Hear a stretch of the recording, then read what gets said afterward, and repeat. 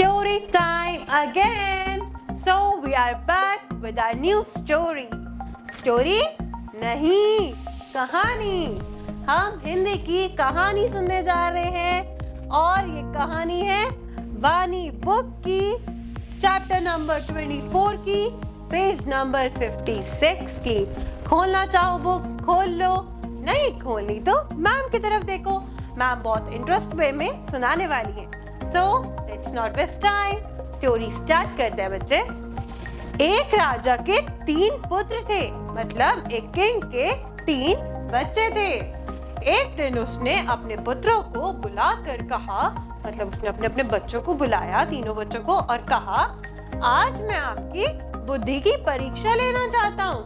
मतलब आज मैं आप लोगों की इंटेलिजेंसी देखना चाहता हूँ कि आप लोग कितने इंटेलिजेंट हो.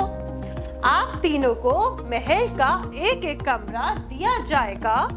आपको चांदी के एक सिक्के के बदले कोई ऐसी वस्तु लानी होगी जिससे महल का कमरा पूरी तरह से भर जाए और हृदय भी प्रसन्न हो. अब उनका टारगेट क्या है?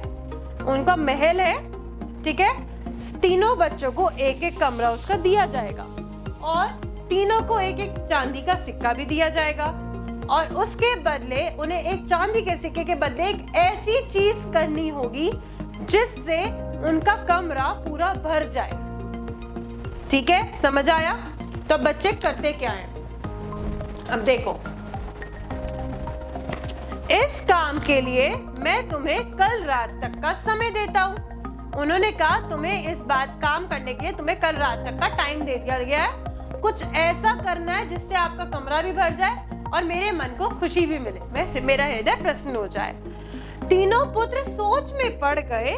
दरबारी भी जो राजा का दरबारी होता है ना, वो भी राजा की बात से आश्चर्यचकित हो गया, मतलब हैरान हो गया कि राजा ने अपने बच्चों की इंटेलिजेंसी चेक करने के लिए टारगेट तो देखो क्या दिया है कि रूम है, रूम में कुछ चांदी के सिक्के के बदले कुछ ऐसा मतलब खरीदो या कुछ करो जिससे आपका कमरा भर जाए.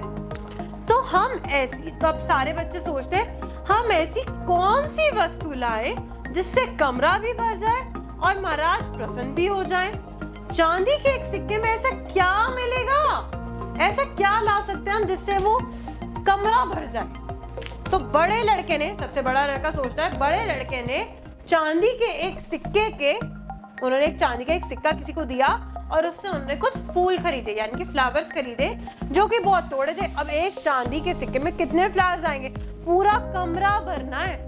तो उन्होंने एक चांदी के सिक्के के बदले कुछ फूल खरीदे, लेकिन वो बहुत थोड़े थे तो उनसे कमरा भर ही नहीं पाया. So sad. अब वो तो यहीं पे आ गए. सेकंड है मंझले लड़के, मंझले यानी कि बीच वाले लड़के ने चांदी के एक सिक्के से कुछ रुई खरीदी. रुई मतलब कॉटन खरीदी, किंतु उससे भी कमरा नहीं भर पाया. अब एक चांदी के सिक्के से उन्होंने कॉटन खरीदी. कॉटन कितनी सारी आ जाएगी, आपको पूरा कमरा भरना, और महल का कमरा है, कोई छोटा तो होएगा नहीं. अब छोटे से कमरे को उन्होंने बड़ा कमरा था, छोटा तो था नहीं जो भर पाता. फिर उन्होंने क्या किया, अब वो जाते हैं अपने लास्ट बेटे के पास.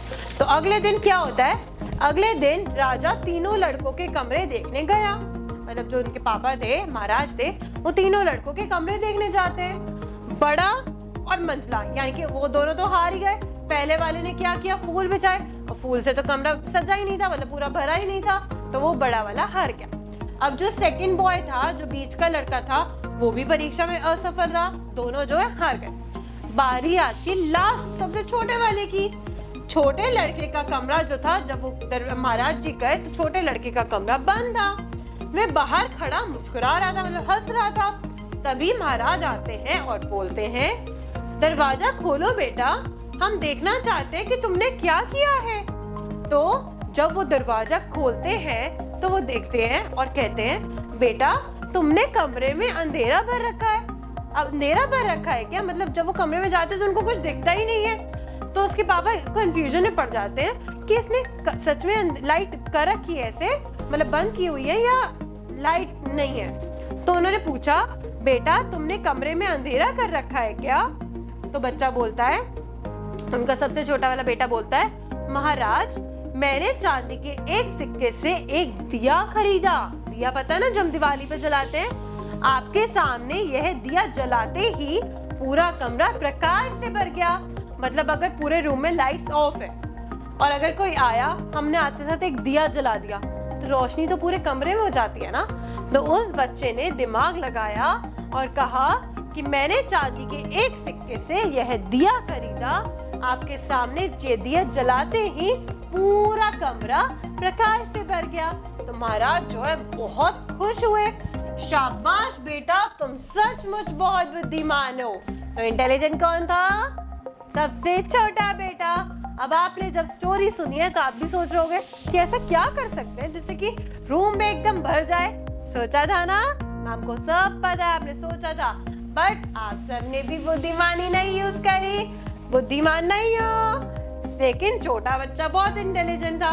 अब आपको इस सीख से, इस कहानी से ये सीख मिलती है कि आपको अपना पूरा माइंड लगाना चाहिए, अपनी बुद्धिमानी दिखाते हुए अपना काम करना चाहिए।